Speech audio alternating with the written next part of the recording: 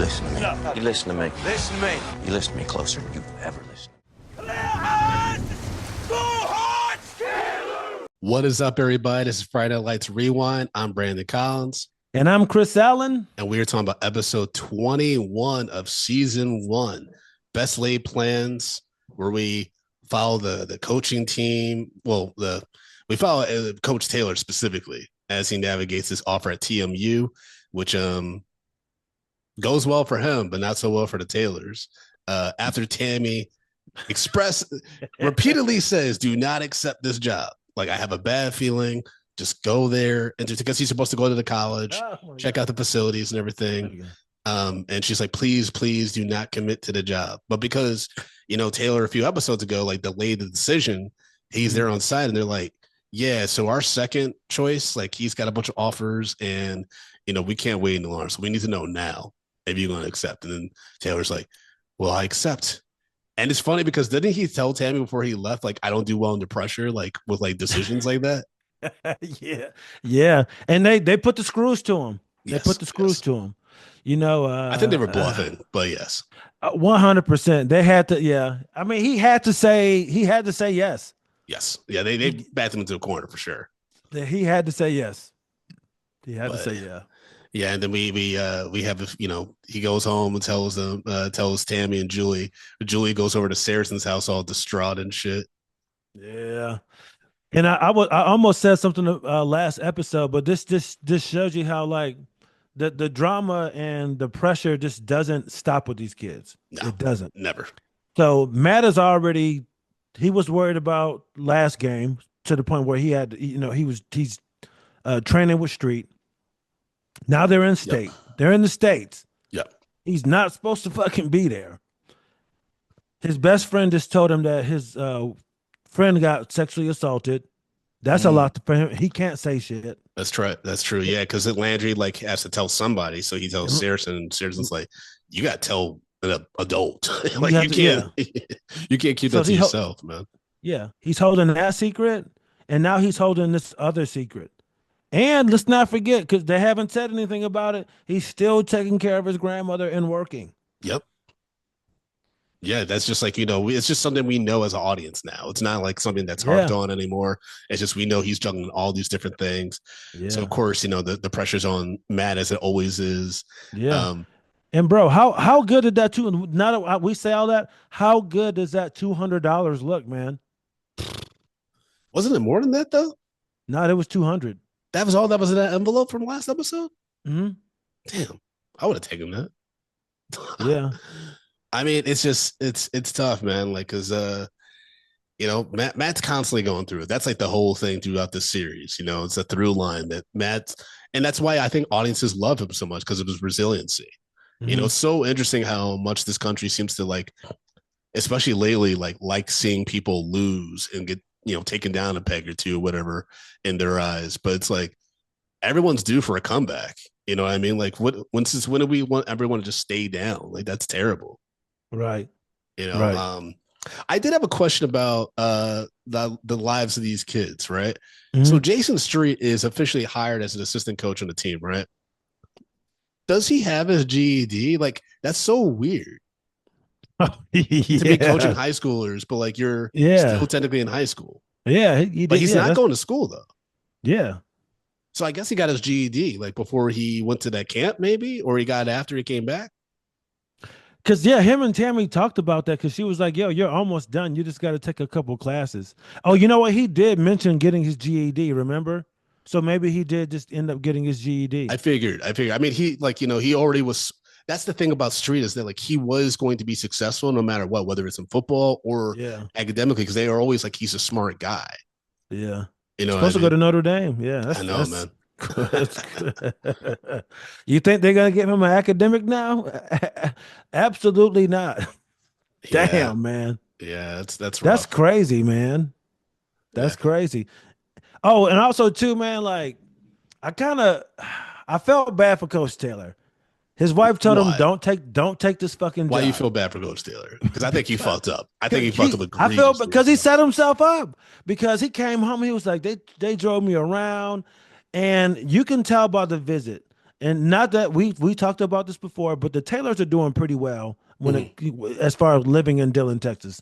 You know, but this is going to be an obvious upgrade in his life. Moving to Austin, I mean, D1, top of the line facilities. Yeah, You know what I mean? This for is sure. this is it. You know, and it's all, it's also weird seeing him in the position of like being like the beta.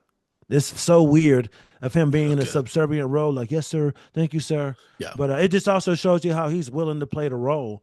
But yeah, man, I felt bad that he got too comfortable and he set himself up. His wife said, "Do not accept this job," and he got a little too comfortable and happy, man. But He damn, really that would did. have been, yeah. And what quarterback coach was it?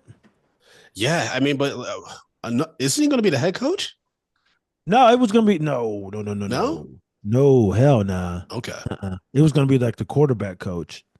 Okay, because the guy he's talking to is like demanding that he got That to was answer. the That's the head coach. that was the head coach, yeah. Got it. Okay. Because yeah, I think he would have to start at the bottom again and do like quarterback coach, D line, offensive Got it. line, But and he's then willing to do that though because yeah, it's a step up towards where he really wants to be, which is the college level.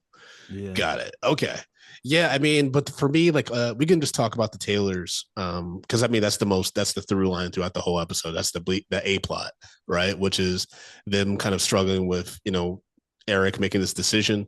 And I think for me, where Eric really fucks up is like, you see how distraught Julie is.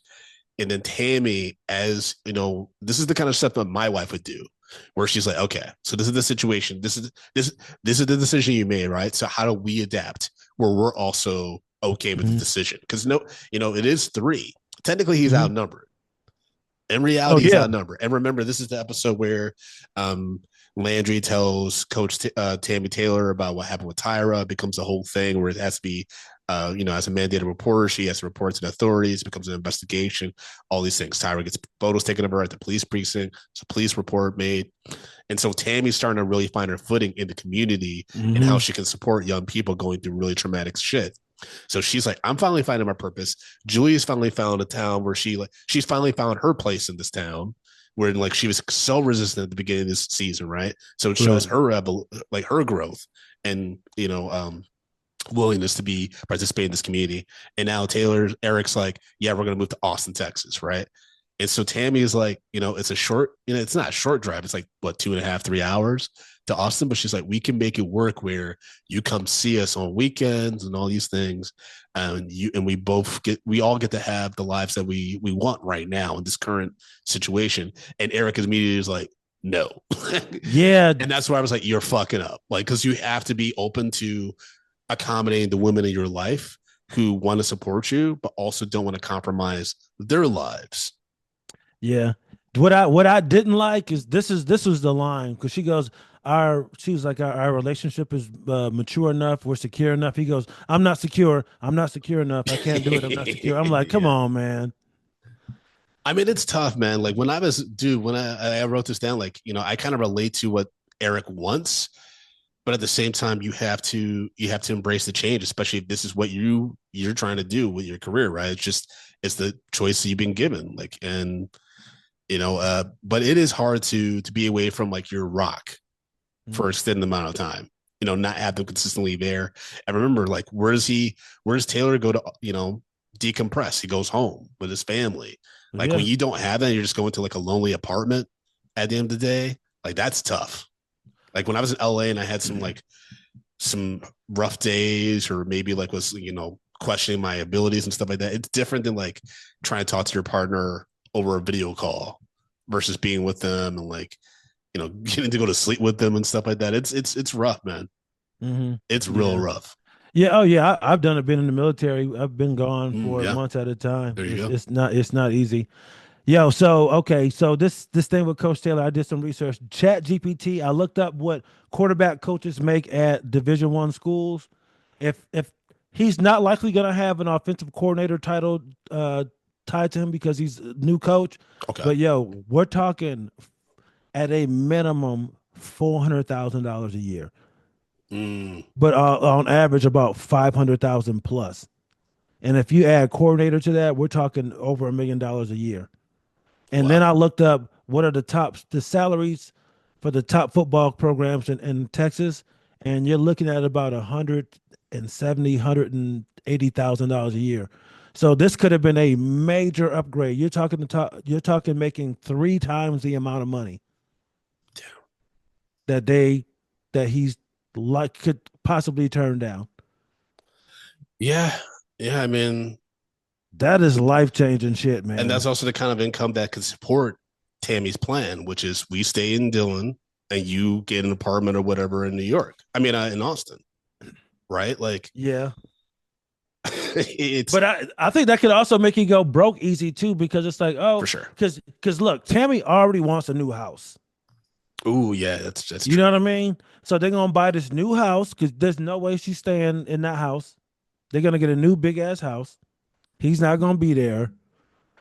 Yeah, it's just, you know what was funny back then? I could see how people would say no, but I think with the way things are nowadays, I think that conversation would be he couldn't shut it down as fast, because I think a lot of people kind of live in these arrangements.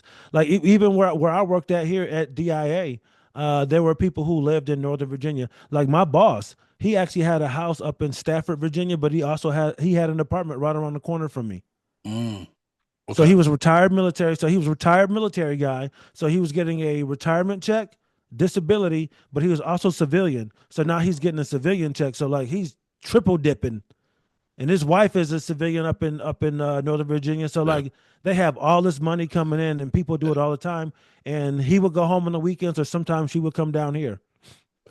I love how this episode, like the theme was like how couples handle conflict in their relationships, because we open with the Garys announced to their children that they're getting divorced, even though Buddy's like, nothing's gonna change, y'all gonna see me every weekend. The wife's like, every other weekend. She corrected that shit real quick. Yo, I wrote this note when Tyra walked out of that meeting, and she goes, I'll come back in here when he leaves. And did you notice, Buddy, the way he blew out the air? Oh, you mean Lila? Like, okay, Lila. I'm sorry, Lila. Yeah. I'm sorry, Lila. Lila was like, I'll come back in here when he leaves. And the way Buddy he was just like, ooh, like he knew, like, man, like I fucked up. Like my daughter doesn't even want to be around me at this point. Yeah, crazy, man. That guy. Yeah, and it was also went fast. Yeah, I mean, I think also like Lila looks at her dad and like feels, I think when she looks at her dad, she feels more guilt about her own situation too. Absolutely. Because it reminds her of like, her deterioration of like, her relationship with Street, like last episode Street kind of went in, is like, my girlfriend fucked my best friend, I got no legs and all. Like it just kind of goes in. So I think she's constantly reminded of that. But in this episode, at least everything's even now, because, Street's making out with the cute blonde girl. Who Susie, clearly just like loves this guy. And they go on a date. They go on a date and stuff. And then Lila catches them kissing in her car, which I was like, man, that's so embarrassing, because Street needs help getting out of that car. I was like, shit. But because Lila throws her engagement ring in the car, so like they got to pick up the ring, and then Susie's gotta help him sadly get out the car and wheel himself to his house, knowing that he just broke up. Like, it's so uncomfortable. Oh, that is so funny. He needs help getting out the car. Oh my! And then God. Lila's just crying in her car, and I was like, she's crying, but she looks so hot. She does. I'm like, it's okay, Street. At least he knew you had it one time. Yeah. And just the thing, this is the same season. This is the same season where here he is newly paralyzed and looks out the window and sees his best friend and girlfriend hugged up and kissing, bro. Yeah. And he in a hospital. Yeah, man. It's tough. That's Street. I mean, what I liked about it though was like Susie, like I think she goes away after this season, but she is the beginning, like her and her are like the beginning of like Street seeing like what life is like outside of the plan I had, right? Mm-hmm. And that, I'm not doomed to not have love or companionship in my life just because I'm, handicapped. You know what I mean? It's like, or I'm not doomed to like be able to be an athlete because I have this handicap, you know? And those are the kind of things you need because he wasn't getting that from just the people in Dillon, Texas. No, that's all they saw him as, a Or football not even, player. But now they see to see him as a charity case, and like, what their yeah. thing is like, what's he gonna do now? Yeah. And that's why You know what I mean? Taylor's like, hey, you want to be an assistant coach for us? Yeah, And so, yeah, you know, it's really interesting how that's all playing out. But yeah. She doesn't yeah, see him as a victim, kind of. You know, even yes. though she knows what happened to him, she doesn't see him as a victim, though. And I think that he appreciates that, and he Yeah, likes it. Susie. Yeah. She just talks to him like a basically an adult. Yeah, I wonder how old she is. I think she's in her early 20s. Yeah. Yeah. Now, while that's still weird, a little bit more appropriate than what the fuck your boy was doing. Yeah, I mean, Riggins is over here playing house and shit. Like, it's so Yeah. reckless. And even Billy's like, what is going on? Like, Yeah. Did you notice whenever she came over and was like, "Hey, this is gotta stop," like how overgrown the brush was in the driveway, and like the trash cans, and there were two like cardboard boxes that had been weathered out there. It's yeah. like, that garage door does not go up. It doesn't work. Yeah, it's yeah, because he's just spending so much time banging her out. Yeah, bro. It's like, bro, cut your front yard instead of fixing her gutters. Do Mm-hmm. that. Oh, you talking about the Riggins house? Yeah, Yeah. yeah, Oh, yeah, I'm yeah. sorry. Yeah, the Riggins house. It looked like a mess outside Of his course, house. man. They ain't taking care of their own home. Come on now. Yeah, the Riggins, man. Well, Billy is in and out of the house at this point. We don't really know what the fuck he's up to. And you got Tim over here playing house with this crazy ass family, just plowing out the mom and But just, planning just dinners, showing up at the job. That was last episode though. yeah. He's getting crazy, and he's picking up the kid from school without Yeah, being asked and shit. Yeah. Like yeah, you got to put a stop to this girl. Like, yeah. come on. He's smitten. He doesn't get it. He Well, it's doesn't also like realize. he's playing like we talked about this last episode. It's almost incestuous where he's like, you're my mother figure that I've never had, but also I want to fuck you because I like to fuck. Like it's he likes to Yeah, fuck so much that they made a joke about him at the roast about how you are not I the father. know. And Yeah, he's just smugly smiling. Tyra's laughing hysterically. Like that was the worst with the friends of these people getting roasted. We're laughing hardest. Like when you know, because Buddy still smashed this joke about Matt, where he's like, what he's so shy that he had to do the plays by email or something like yeah. that. He had to email the place. Yeah. Landry laughing harder than anybody was so cruel but hilarious. And Matt just looked miserable because one, like he, you know, this is just an uncomfortable setting, but also he's mad at Eric Taylor, because he knows that they're all moving Yeah, he soon. knows all this information. Yep. But I gotta say, Lynn, we hinted at this last episode. One of the funniest moments I think of this whole series is during the roast when Riggins finally goes up, and he is like, "How about Saracen sleeping with the coach's daughter?" And everybody just blankly staring.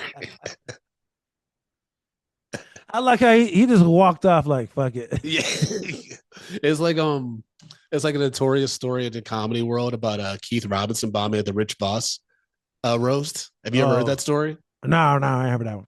I think like Patrice O'Neill talked about Opie and Anthony or something like that. So basically, the long story short is it's that Keith didn't prepare for the roast, and it just bombed epically, like to the point where he was just like, like just stammering and shit. And it's I like, bet you that shit was so funny. yeah, that's the thing is everyone's like, it was one of the funniest things they ever seen because you know Keith is so like confident and such a dick sometimes. Yeah, it's funny.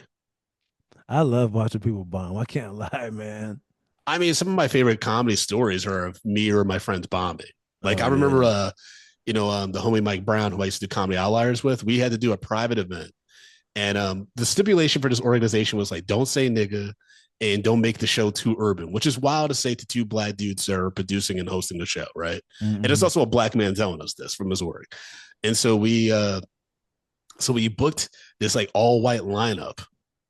And like basically like me and him were the only like color, right? And I think we had Yamanika. That was it. And the whole audience that they brought was like Rick Ross looking dudes. And like I'm talking like, do you know like a comic named Harrison Greenbaum or like Bill Yeah, I know, Hanley? yeah. Mm-hmm. Like some of the whitest comics we knew we're on this line. Everyone thought they were getting punked, and so we just for an hour and a half just saw like the people that we like thought are so fucking funny just bombing their asses off. That's I'm so bombing funny. because I got so nervous. I started talking about Ray J and Fabulous's beef. It's just dropping nigga. Like I was just so nervous and bombing. And my friend Mike was just in the back, just dying laughing. Yeah. And I remember he was at a show. It was like in Brooklyn, like Williamsburg, Brooklyn. It was just all white and just the vibe. And I know his set. And I'm just like, I just remember looking to him. I'm like, you know, you're gonna bomb really bad, right? And he's like, oh yeah, I'm gonna take a hot one. Just knowing when you're gonna bomb is the worst, man. Like, that's the worst. When you can read the feel of a room, or like maybe you watch a comic or two, you're just like, like, they're not gonna like me. Especially if it's like not a paid gig too, because you like contemplate almost like, should I leave? Like, should I just like, because you don't want to like, if you're honest, like there's a way you could turn around sometimes, right? But like if you see a comic go up before you that like maybe has similar comedy sensibilities or just is so like different, where you're like, I'm not, there's nothing gonna be, this is gonna be fun for anybody. Mm-hmm. Yeah. Oh man, those are the worst. When you just know like this is those gigs where you like this is a get the money and get out. Yeah, that's for me. That's the worst when it's like I know I'm getting paid and I have to do 20, 30 minutes, and I know this is a cash grab at this. Like this is not gonna be fun, man. Yeah, I have to do a private event next month. Like it's like an all day event, so I'm doing like different blocks. I'm doing interviews and then I'm doing bits in between, like 10-minute blocks of like material and stories and stuff. And I'm just like, man, if that doesn't start off well, I'm fucked for like 7 hours. It's like 6 or 7 hours. That's a lot, man. Yeah. But like I said, most of it's interviews, but still, it's like it's a lot that I'm preparing for. But you know, what was that? There's a comedy story I was going to share, but hopefully it'll come back to me. But yeah, roasts especially are like, the roasts aren't the same though, I feel like, because that's a whole like that depends on how the show's set up and like how the hosts are and like how the judges are. Like roast battles are so different. These kind of roasts are just like kind of harmless. I'm wondering who wrote all this material though. Did the athletes actually write their stuff or? Oh, that's so funny. Yeah, that'd be interesting to know. You think this one is easier? Oh yeah, because they didn't have to talk that long. There's so many players and stuff. They probably, you know, just had like a minute or two each. Yeah. God damn. I always wonder what that feels like for people who don't do it. Because I've done, you know, we've done it so much that we kind of forget what that's like to be up there in front of people. Well, yeah. I mean, for me, like I you know, bomb occasionally and stuff like that. Like I haven't taken a role. I shouldn't even say this. I'm not putting that out of the universe because I have so many shows coming up. But I get nervous and anxious and stuff before a show. And like it's rough, like if you're taking a hot one in real time. But like I used to teach sex ed, like workshops on like HIV and AIDS and abstinence to like the chicks I was trying to fuck in high school. You know what I mean? So nothing will ever be as uncomfortable as that. Like you doing prepared. these lessons in front of, you know, I mean, nothing's ever going to be on that level. So that's, you know, crazy. I can deal with some pretty bad, horrendous situations in real time. Also, I did sketch comedy in high school and I did an hour-and-a-half show with my cast. We were like doing the director, like the adult supervisor. He wrote the whole script. He didn't allow us to write anything for that show, and we bombed for an hour and a half doing sketch. Like there's a Simpsons bit where Krusty does like a thing with like big ears and then like a big Q-tip, and like the jokes bomb immediately. He's like, oh, there's like 10 more minutes of this. I'm like, I experienced that. I know exactly what that's like. Oh, did you ever see that show Crashing with Pete Holmes? Yes. Remember the episode where they do the club upstate, Levity, I think, Levity Live. And what's his name? Who actually is a funny comic, like a Italian dude, white guy, and he's like bombing, and they had the clock on the front of the stage, and he still has like 20 minutes. That's like the Italian worst. White dude. Yeah, he might not be Italian, but I think he is. He's at the Cellar. Like I haven't seen him in a while. Vecchione? It's not Vecchione, no. Goldman, Italian, not Jerry. I'll find him. But Mike Lawrence, the homie Mike Lawrence, wrote that episode because I was messaging him about it. I was like, "Yo, that's the realest. Like someone can feel what it's like to be a comic at a club spot and like just just eat it one off the top and then just keep eating dog shit. But it's the worst feeling, man. it's gotta feel like that maybe when you're playing football. Like if you're already like, like when teams are down by a lot and like you don't get the inspiration or like you don't get it together, like and you're just constantly like taking L's on the Yeah, field. it's funny you said that. I was watching the Cavaliers game the other night, and they got taken out the playoffs, and that's how I felt they were playing when Donovan Mitchell was out. I go, yo, they seem so uninspired. They're letting people backdoor them. They're getting easy layups, dig dunks. Like they just had no fight left in them. You can tell they were done. They were done. They were defeated. They had Yeah. been beaten. Yeah, Yeah. they were done. Yeah, and that's how I mean in this episode, Landry, like he has to, report like he tries to pretend like he tries to talk around it when he's talking to Tammy Taylor about the Oh assault. yeah, And then she's like, is this you, Landry? And he's like, it's like, is your yeah, friend you? And he's like, no, no, no, no. And then like he reveals yeah. that's Tyra. And then that's when like, she has to go to the police. And then after like she leaves, doing the police report, Landry's outside waiting for her. And she just goes in on him. She calls him a fucking loser. A So, pathetic, smelly, yeah, smelly she said he geek. smelled, man. I'm like, I hate damn. that line. You pathetic, smelly geek. I'm like, that's such a. It's a high school thing, but it's not her. I get where they were going for. She could. I feel like she was really trying to hurt his feelings Oh yeah. with that. Yeah. I But mean, how do you? it did Yeah. hurt his feeling. He was fucked up. How do you feel about her reaction? I mean, I think it made sense because she was trying to keep that under wraps, and I think that I think she's also, this is really unfortunate for a young woman like not Tammy, Tyra, is that I think she was trying to avoid the judgment that comes with that because she has this weird rep in town that she's kind of like a slut when she really has only been with Riggins. Like she hooks up with other dudes occasionally, but No, she a hoe. Don't get it twisted, nigga. She a hoe. you think so? Nah. Yeah, I'm like, but like, I think she's Smash. worried about that. I mean, but and I don't even think they fully fought. I think they were She was going trying to to. make, yeah, she was trying to make old boy mad too. Exactly, because she actually she carries the torch for Riggins.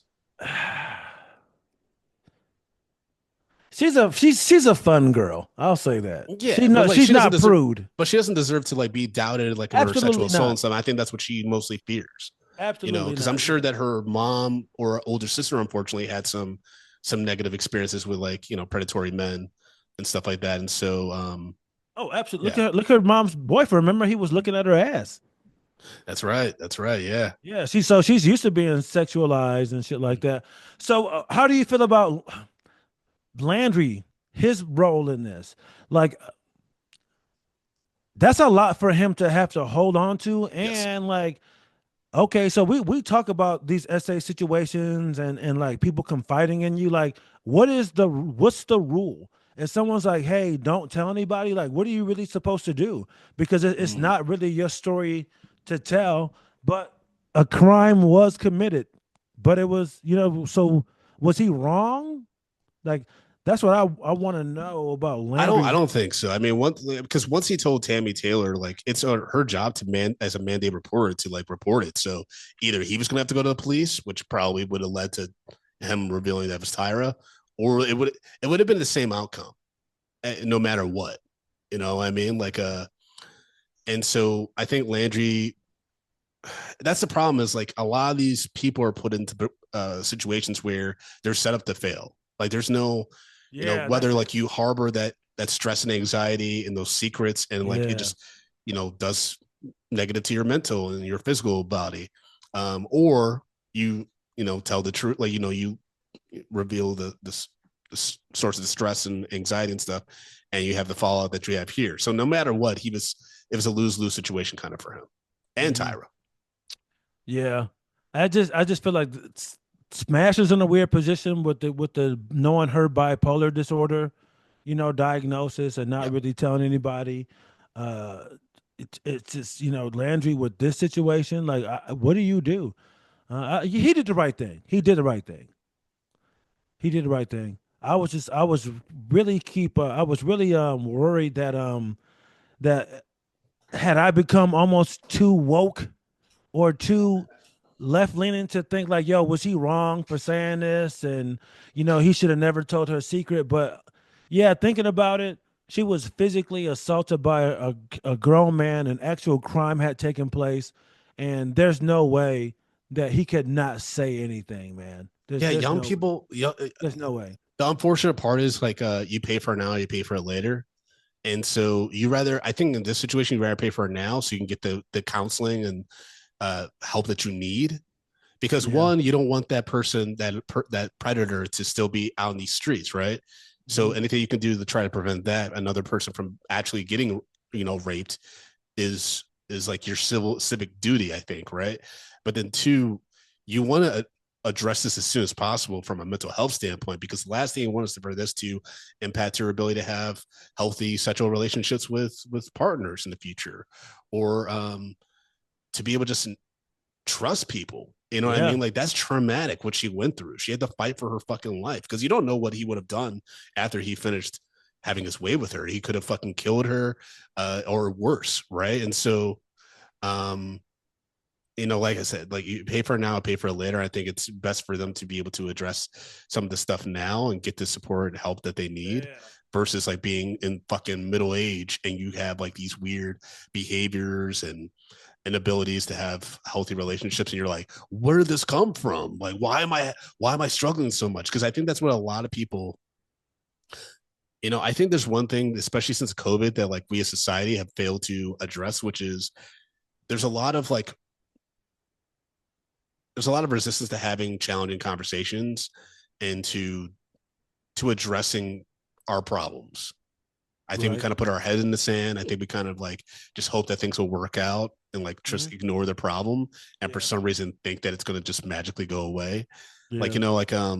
I don't want to go too like far down like the rabbit hole of politics and stuff, but like there's all these books and stuff coming about Biden's mental state and how he was fucking out of it since like his first year in office and stuff like that. And it's like, well, if everyone knew this, then it's even worse. That's even more egregious because they're just putting their head in the sand thinking, oh, well, hopefully he can beat Trump again or something. It's like, that's Yeah. still not cool. Like, that's why people are so fucking angry at you, at the media, at all this stuff. Cause it's like, we can see what's going on. You know what I mean? Right. Yeah, man. Like with Tyra and Landry, it was going to be it was only a matter of time before they were both going to exhibit such weird behavior or like be like show that they were traumatized, that was eventually going to have to be addressed. Mhm. You know what I mean? Because Right. Landry has the guilt of not being there on time to be able to protect Tyra, right? And so Mhm. like everyone's fucked up. Yeah. Yeah. Yeah. You made a great point, man. I didn't think about it because I'm like, oh, it's a show, and it's not real. But like, when to really put yourself into their lives, like, you're right. She didn't know if she was gonna get killed. You know what I mean? Yeah, She could man. have got murdered. Because I'm like, yeah, this is traumatic. She was attacked, but you at the moment, she's like, oh my God, something's happened. I don't know what's gonna happen. So, because all right, I'll be honest. There was a part of me that's like, you know what? Thank God nothing happened. So it can't be. It's traumatic, but it can't be Mm, that bad because it didn't happen. yeah. But I have to think of because your mind is gonna go, yo, what if I wasn't able to fight back? Because I think her mind is gonna go back to those moments to where like she grabbed the cigarette lighter, but what would have happened if she couldn't have got it? Yep. You know what I mean? Yeah, Yep. your brain's gonna go through all the what if shit, and that's Hmm. what Landry is doing. What if he would have never showed up? What if he would Yep. have got there on time? So yeah, to be honest, man, I kind of downplayed the attack because it didn't happen. Mm. I kind No, of man, that downplayed it trauma a little still bit. that's trauma Yeah, still lingers, man. I mean, yeah, like with even with like near death experiences and stuff like that, even though it didn't happen, like you could still be real fucked up from that. yeah, You know, yep, you never know how it can manifest itself again, too, right? yeah. Like I had an almost near death experience on a plane, like flying from France to Did- Barcelona, Spain, and Damn. um and then like I kind of was getting better at flying. Like I had a lot of severe anxiety flying after that. I'm starting to get better. And then I learned about my father, and my father died in a plane crash, and so for like about a year, that kind of came back, like that He fear did. and stuff. Yeah, that kind of like fucked with me a little bit. And then the pandemic happened. I started really investing in therapy, and like I was able to kind of address some of that stuff. But yeah, man, like I'm real bad at like, you know, thinking that something terrible that happened to someone I love or someone I knew, or, you know, in this case, I didn't know my father, but like just someone I'm connected with, and that happening to me too. You know what I mean? Like, my Yeah. grandfather has dementia, and I'm constantly thinking like I'm forgetting shit, or like, you know, worried about my memory. So like Yeah. I started typing out my set and shit because I'm so worried about missing bits and like all this shit. Hmm. I'm like, Yeah, it's like, is that my fate too? Because I'm yeah, related. Yeah. My cousin did some weird shit a long time ago, and I was like, man, I hope that's like not in my DNA. Like, I yeah. don't want that to be, part of, who we are on that side of the family. Just some, yeah. That's I definitely can understand that shit, man. And I can see Yeah. Tyra being like that. I can see Tyra, like I said, like her older sister, her mom, like maybe in passing mentioned like some kind of assault or attack. Yeah. And then she's like, but like, you know, I got over it or whatever. Like, you know, like, and I can see Tyra being like, I need to be a big girl and I need to be like, you know, to be able to handle my shit. So I don't need to talk Right. to a counselor or like, you know, report Yeah. this to the police because it is what it is. And men are just fucking bad dude hombres and shit, you know? Yeah, and I was gonna say that because of the world that she's in and the men that she's had in her life, I think Tyra's already kind of preparing to deal with shitty guys. You know Yes. what I mean? Yes. I mean, her sister's a dancer, so her sister's going to have certain types of interactions with men Mm. just due to the nature of her work. And then we saw what her mom went through. Yep. She got fucked over by that married guy. So she's already had her fair share of negative experiences. And to get to the part where Landry is laying it all on the line to her, he even talks about that. Yo, you want a guy that's gonna be working at a gas station, he's gonna drink his whole paycheck away. And yo, when he was like, I'll be a guy that will listen to everything you have to say, and I'll do Yep. this, like the look on her face was like, oh Yeah. my She's God. surprised. She was Yeah, very like, yeah, she was just like, oh my, that look of like, this does happen. I've heard of this. Is this happening to me? And yep. then, like, right at that moment, that handsome motherfucker show up, like, there's my girl. Yeah, yeah. He's like, yeah, I'm out. What Landry said, you know, this he's like, you know, and you are just infatuated with Riggins and this cute but tragic Texas Forever thing. That Yeah, was the realest shit Landry's ever said about bro. somebody. He was He said cute spitting. but tragic. And that's Yeah, true, because that's literally how Riggins' story ends in yeah, this whole series. bro. Everybody, unfortunately, in that town already knows what Riggins Road is. You know what I'm saying? Mm, But they don't want to say it. Coach already know where Riggins gonna end up. yeah. They already know where fucking Smash gonna end up. Unfortunately, you know what I'm saying? Now, Chris, I got to share a story with you real quick about I Yeah. had a similar situation, not like situation, but similar moment that Landry had with Tyra in this episode when he like kind of goes in about like, you know, her life with Riggins and shit like that. Oh shit, you did? I worked with this beautiful a woman named Kelly at Bubblegum Shrimp Company. Her name, I think she goes by Valentina now. She's one of the singers on Emotional Oranges, like this kind of music group.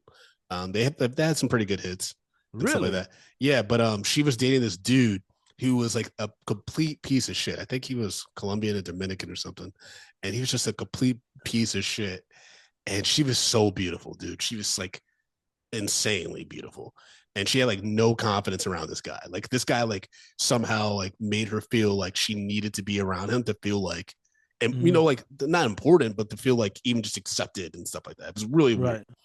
And so it was it was after work, and it was like I think it was my birthday. I think we were celebrating my birthday, like the whole staff at the restaurant. And I remember like drunkenly telling her like she didn't need to be with this guy. He's a piece of shit. And this Uh, fucker is right behind me, listening to everything I'm saying. And he wanted to fucking oh. apparently kill me. But the thing is, my boys were there. My boys were there, and they were able to stop it because it's just one of him. There's like five of them, right? But yeah, like I was just like, he doesn't deserve you, and I can give you the world. I can show you. I was trying to be like Aladdin and shit. Yeah, I think we've all been there, man. Um, if I'm being it honest, never works. it does. And I'm sure it doesn't work, and I don't think I I honestly can't remember if I said anything. I don't think I did. But I kind of had a similar situation where I'm living in the dorms. I'm at my first duty location, and there's this really cute little Jamaican girl. Her name is Sherry. Okay. Very cute, innocent looking. Just like I love her. She's soft spoken, just right up my alley. And she only wants to fuck with my boy Terry. And Terry's cool. He's old, a little older than us, but he's such a piece of shit, man. He is a piece of shit. He's mean to her. Yo, he would steal money from her and then take her out to eat with her own money. That's nuts, bro. So we're living in the That's dorms. crazy. It's crazy stuff, man. Like he made her buy a car. He would take her car from her. I mean, just a real piece of shit. And we're living in the dorms on base, and like we have like twin beds. You can't really get like real furniture in there. It's just a fucking basically like a college dorm. Got And it. he was like, "Yo, I can't stay tonight. Your bed's too small."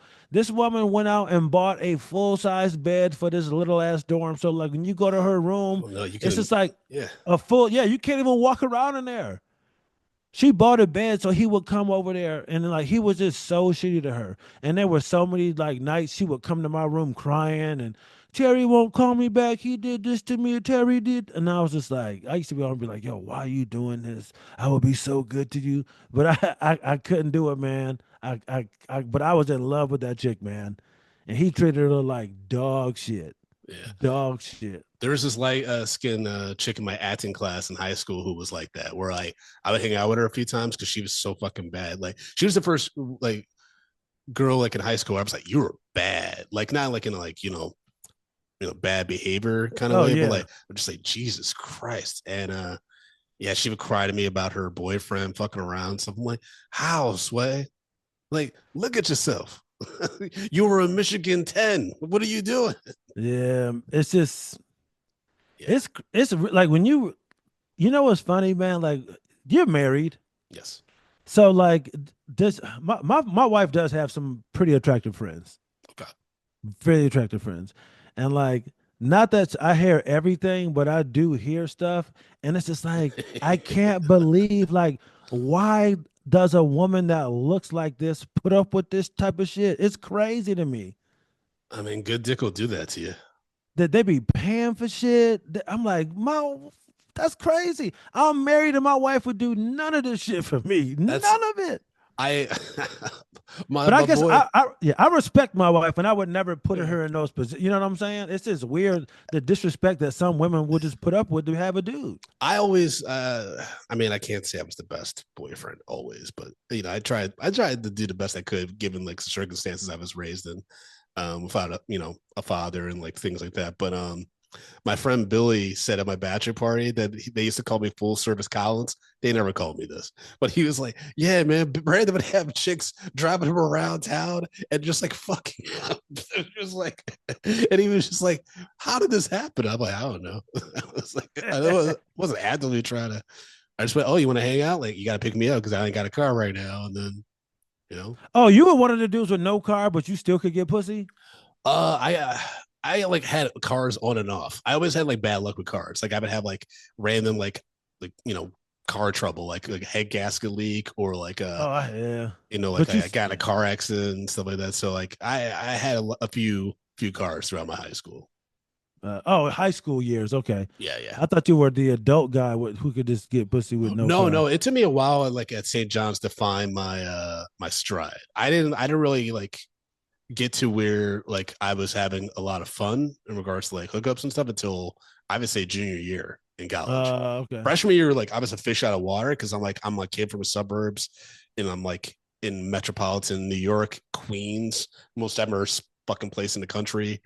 Um, and just like trying to find my way, you know what I mean? Right. So I wasn't getting much pussy freshman Uh, year. Yeah, it was a rough go for me a little bit, but then I started getting my confidence and like figuring out my place and where I fit, and then mhm. yeah, by senior year I was a problem. By senior year, it was funny. There's a kid He's named ready to go to Joe. the league.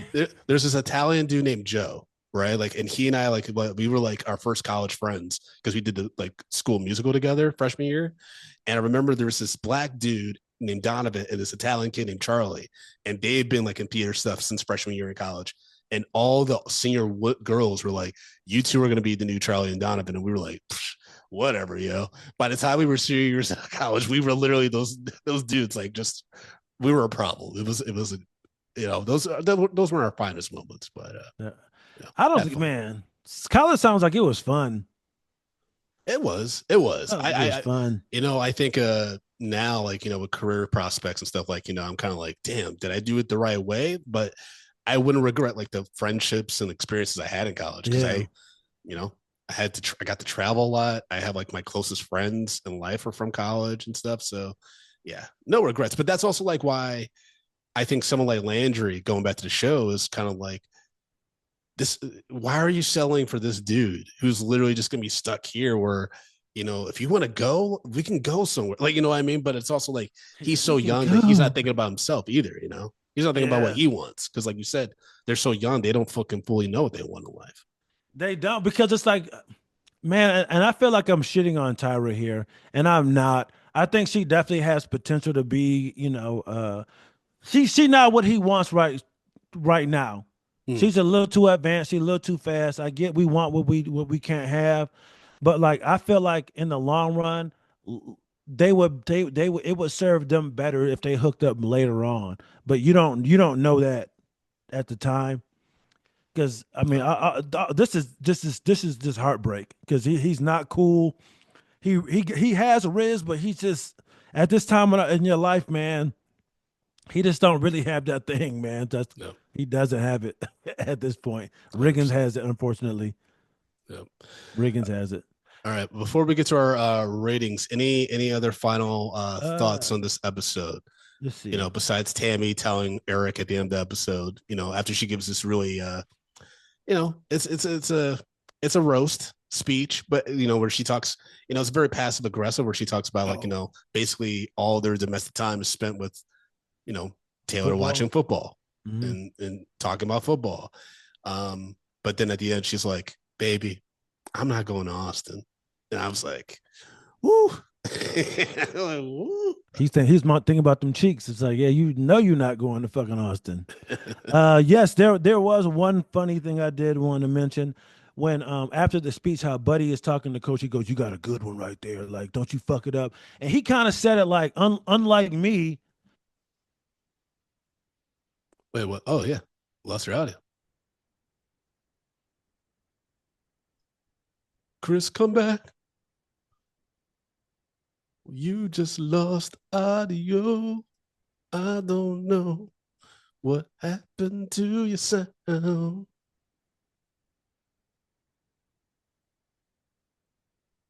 It's all right, everybody. Chris just lost audio for a second. I wonder if he was going to talk about. Oh, he's talking about Buddy and stuff. For me, the real quick thing note I had about Buddy Garrity was that I thought it was hilarious the way it Smash talked about how Buddy stole his joke. Can't hear you still. Did your mixer go out? Baby, come back.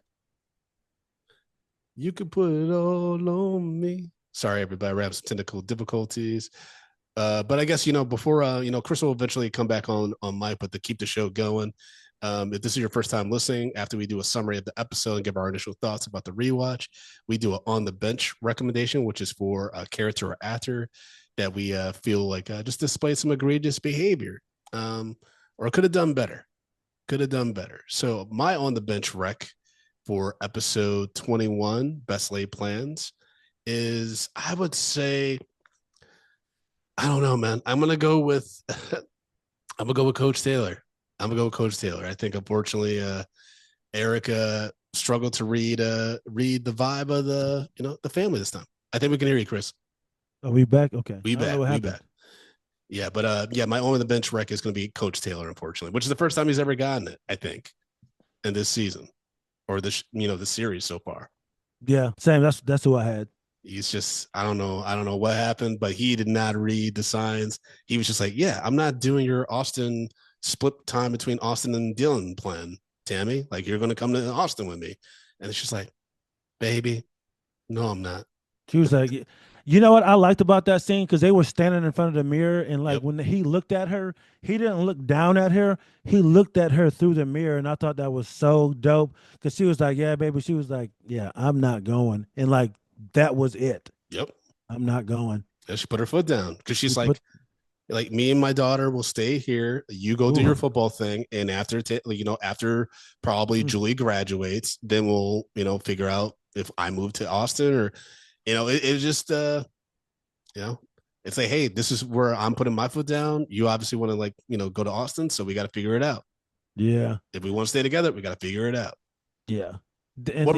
yeah, that was this is one of the first times I was just like, man, he's really kind of like crossing the line, and yeah, and just really doing what he wanted to do, you know? And that's unfortunately one of the biggest flaws I would say about Eric Mm. Taylor is that sometimes Eric can be incredibly selfish, but at the same time, that happens when you're a leader, right? You can be a little, you can have a little tunnel vision and your Yeah. vision and what you want and how you want to get there, and kind of forget about the people that help you get there. So you yeah. You It's a think he lot. tried to coach Taylor that shit? Maybe. I mean, but at times, like it's just when your loved ones see the worst of you and the best of you. You know Yeah. what I mean? And so Yeah. it happens. But Yeah, she killed that speech. I'm sorry I couldn't talk at the time, but she killed that speech and she did it the yes, right way. She yes. did that shit the right way. She laid it on him. And again, the fact that none of these players, no one on the staff, Buddy Garrity even, no one ever comments on how hot Tammy Taylor is. Like Yeah. no one ever talks. They talk about Julie, but I'm like, no one ever talks about how bad Tammy Taylor is. It's Yeah. insane. Yeah, when Buddy wanted to stay over there when he got in trouble with his wife, I was like, nigga, ain't no way in the world I'm letting your motherfucking philandering ass be over here with my hot ass wife. Well, I Get out of mean, here. she ain't gonna even entertain Buddy. She wanted him out ASAP Rocky. But what was the note you wanted to share before your mic went out? Oh, just how Buddy was saying how great of a woman that Mm, Tammy was, and he had a yeah. good one. And I want to be like, bitch, you had a great wife. You fucked up your life. You Mm. had everything that he had, but Buddy is also one of those guys. He sees Tammy up there like saying all the football lingo and was like, "Oh, that guy's got it made. His wife loves football." It's just like, no, she probably hates him just as much as every other person's wife, Well, she loves her husband. but she loves her husband and she realizes what it brings to him and that it makes him happy and what it brings to their family. So it's just like there's a compromise there. It's like Buddy is just like, I mean, a bull in the china shop when it Yeah. comes to this football shit. You know what I'm saying? I don't. Yeah. He never involves his family in anything.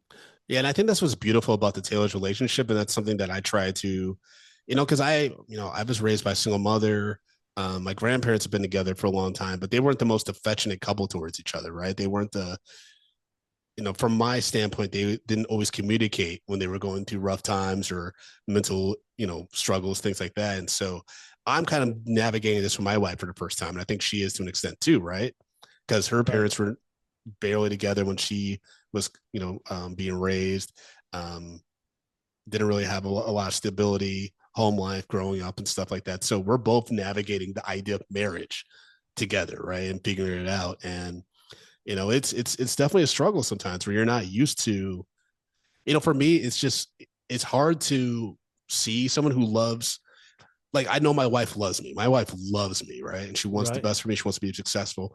And at times when I see like this scene, like the Tammy Taylor speech and stuff, I feel so grateful that I have someone that understands me and that loves me for all my flaws and things that I love, that I'm passionate about, that probably she's like, I don't fucking get it. You know what I mean? Like, she's just like, but I love this man. I love him so much. I will entertain all this shit. And I just Right. try to reciprocate that, to her with everything that she's interested in and stuff. Yeah. Feel you, man. I'm lucky. I have that as well, where I can any little stupid thing that I write or little cartoon thing I make, and I feel safe and I can show it to her. Yeah. Jokes. Uh, yeah, man. That's having somebody in your corner that you can be that vulnerable with means a lot. And to be real, I kind of forgot that recently. I was just telling Mm, some people that like I was just going through so much. I turned 45, just a lot going on, and I yeah. was just trying to deal with it on my own. And then Mm, one day I just kind of broke down. I wasn't crying or anything like that, but I went to my wife and I just kind of unloaded all this stuff onto her, and I felt so much better. And she was just like, "Nigga, like you can always do this." And I was just yeah. like, "Oh yeah." Sometimes we can forget, man. You know, because my wife has been dealing with a lot in the last year or two. She got double knee replacement, work stuff. So like I didn't want to like pile on my shit. You know what I mean? Mhm. Yeah, But you know, because she comes to me, but I have to remember like, yo, this is a two-way street. This we're here exactly. Yeah, for each other. So like just in the last since my birthday, I've been a lot more open with my wife, man, and I didn't realize how I had closed myself off again recently, man, and it was getting to be a lot. got it. Well, shout out to Shout Tammy out, Taylor, man. yeah, shout out to Tammy, I man. mean, I think for MVP character folks, and that's the character in this episode that displayed some heroic attributes or behaviors that we would like to mimic in our own real lives. MVP character, I think, I guess it would be Tammy Taylor, but not because like I think that her character went above and beyond and stuff, but just that it was she she stayed true that character stayed true to herself Hmm. and like was able to find a very hard balance and like compromising of like what she wants, what her daughter wants, and what her husband wants. And I thought that was like not everybody has a partner that does that, that's willing to Right. do that. So, um, yeah, who was your MVP character for this episode? Uh, Landry, kind of for the same Oh reasons, yeah, but differently. Just because, like, yo, he put this is a girl he has a crush on. He loves this chick, you know, and he finally has an opportunity to like spend time with her, and then this happens, yep, and kind of like the first test of like, hey, can I trust you with some information? He tells an adult, so like he's at a risk of losing everything mm-hmm. that he has with this chick so far. But I like the fact that he said, you know what, fuck it, this is the right thing to do. One, he went to a friend, and then he did the right thing. He told an adult, and he risked losing his friendship with her to do the right thing. And Tammy too. She said, "Fuck this." I mean, essentially, she put their relationship on the line and Yep, was like, "Yo, we're not going with you." And Eric could have been like, you know what, we're done. She mm-hmm. could have been like, you know, we're done. So yeah, they put a lot on the line. I mean, we do, folks. If you haven't seen Friday Night Lights, we do like they do revisit a similar conflict later on in the series Mm. between the Taylors. We're like, it was pretty rough for them for a little bit. Oh, real quick before I forget, before we get to our final score, before we get to game ball for performance and final score, Davidoff was the comic Oh, on duh, that. give it up. Yeah, on the episode Crash that I was thinking about. Um, all right, game ball for performance, shouting out an actor or actress that really did their thing with the material they were given this episode. Tammy. Connie Britton. I'm Yeah, saying, Connie, yeah, Connie Britton. Connie's Yeah, great. Connie is great in this yeah. episode. I 100% agree with that. All right, final score. And folks, if this is your first time listening, we do a scale from 1 to 10, 1 being a drunk Riggins puking on the field, and 10 being a Coach Taylor Hall of Fame speech. So, episode 21, season 1, best laid plans. Chris, what's your rating? I'll give it 8.5. Oops. Okay.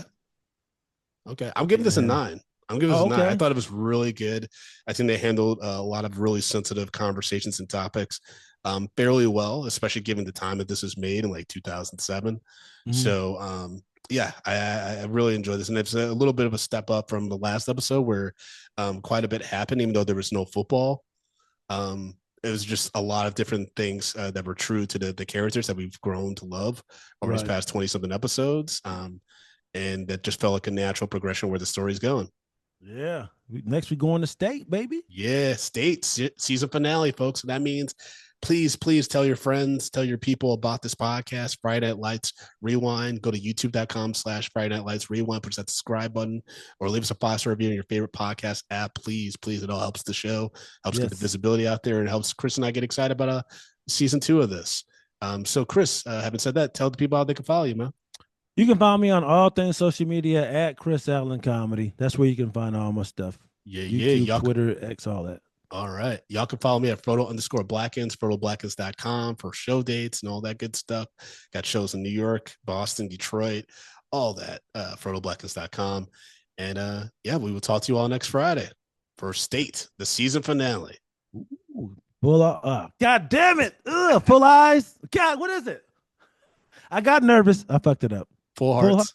Full Hearts. Yeah. Clear Eyes. Can't lose. God damn it. Did we say it right? Yeah, we did. I did not. So what is he? I get nervous. It's Full Hearts, Clear Eyes, Can't Lose. Right? Clear Eyes, Full Hearts, Can't Lose. Oh my God. We always get it mixed up. We're always nervous. Why is that so hard? Let's do it again. Let's do it again. All right. You got Clear Eyes. All right. Full Hearts. Can't Lose. Talk to y'all next Friday. Yeah. Damn.